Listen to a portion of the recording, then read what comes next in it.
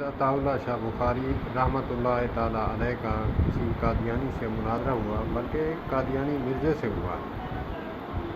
تو جب سامنے ہوا تو آپ نے ان کا نام پوچھا، کہا کہ میرا نام ویسے تو میں نبی ہوں، احمد ہوں، ویسے مجھے غلام احمد مجھے بولتے ہیں۔ تو کیا ہی پیارا جواب دیا۔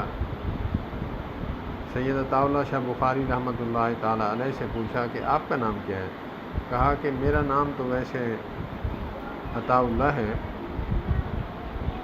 تو میں عطا جو ہے ویسے لگا ہوا ہے، حقیقتاً میرا نام اللہ ہے۔ تو میں نے تجھے نبی بنایا نہیں، تو کیسے بن گیا؟ تو وہ اس بات پہ لاجواب ہو گیا۔